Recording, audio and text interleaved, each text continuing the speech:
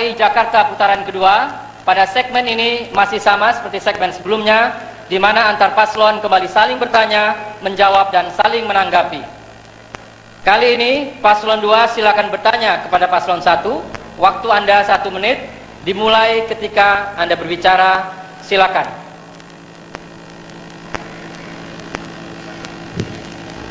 Terima kasih. Kami melakukan kebijakan untuk merelokasi rumah-rumah di bantaran sungai dalam bentuk rumah susun.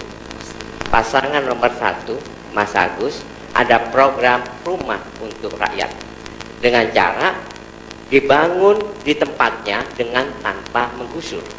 Kemudian disampaikan ada 390 hektar lahan di pemukiman kumuh dan di bantaran sungai yang akan dibangun.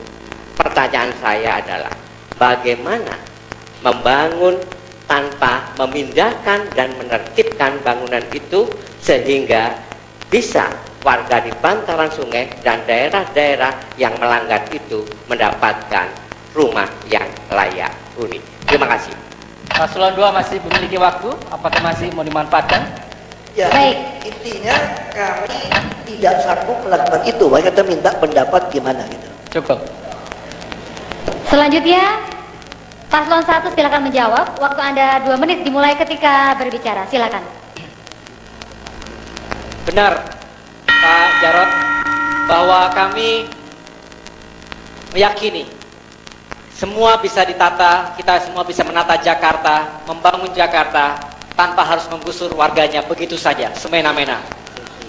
Itu adalah komitmen dan itulah yang akan kami perjuangkan untuk seluruh warga Jakarta. On-site upgrading adalah paradigma yang akan kami gunakan, membangun, meremajakan kampung di tempat yang sama. Akhirnya tidak mencabut mereka dari habitat aslinya. Karena yang terjadi adalah semakin meningkatnya kemiskinan di perkotaan. Caranya tentu kita lakukan dengan mengalokasikan lahan yang ada, karena dengan membangun dari atau mengkonversi dari horizontal housing, perumahan yang horizontal, menjadi perumahan yang vertikal. Tentu ada lahan-lahan yang bisa digunakan untuk tetap mereka mendapatkan hunian yang layak dan juga tidak mengganggu aliran sungai. Dan ini juga kita lakukan secara paralel karena kita meyakini bahwa lingkungan hidup juga harus dipelihara sehingga tidak menghadirkan dampak-dampak yang tidak kita inginkan, terutama banjir. Dan itu dilakukan bersama-sama dengan masyarakat. Kami berbicara dengan banyak aktivis, berbicara dengan berbagai komunitas. Mereka mau untuk bergeser sedikit, bukan gusur, bergeser sedikit untuk didirikan rumah hunian yang layak. Mereka yakin bahwa dengan cara-cara seperti itu mereka tidak akan kehilangan miliknya. Mereka akan tetap memiliki rumah, bukan rusunawa tapi rusunami.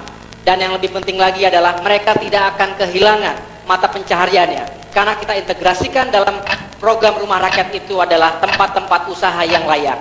Dan terakhir, mereka akan memiliki status dan martabat yang terjaga. Dan ini penting untuk kesejahteraan rakyat Jakarta. Baik. Paslon 1 sudah memberikan jawaban. Harap tenang. Paslon 1 sudah memberikan jawaban. Selanjutnya kami persilakan paslon 2 untuk menanggapi kembali jawaban paslon 1 dalam waktu 1 menit 30 detik, dimulai ketika Anda berbicara. Silakan. Terima kasih. Yang saya maksudkan begini sebetulnya. Kami selama ini mau melakukan normalisasi sungai. Makanya kami berusaha membangun banyak rumah susun, memindahkan. Lalu kami juga mengerti biaya hidup dari rumah susun di tempat jauh juga mahal. Makanya kami juga menggratiskan transportasi, termasuk memberikan KJP, tunjangan, sembako, macam-macam. Kenapa? Karena ada PP, Peraturan Pemerintah Nomor 38 tahun 2011, itu jelas dikatakan bangunan yang ada berdiri di atas sempadan sungai itu harus ditertibkan supaya fungsi sempadan sungai kembali seperti sedia kala. Lalu bagaimana pasangan nomor 1 bisa mendapatkan lahan 350 hektar kalau ada di lokasi yang sama? Karena Jakarta ini sempadan sungai yang dimaksud adalah bukan hanya daerah aliran sungainya, termasuk juga jalan inspeksinya. yang kira-kira 8 sampai 10 meter.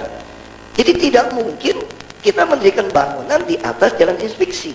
Bagaimana mau mengontrol, memelihara sungai yang kita normalisasi, yang sudah kita betonisasi kalau tidak ada jalannya?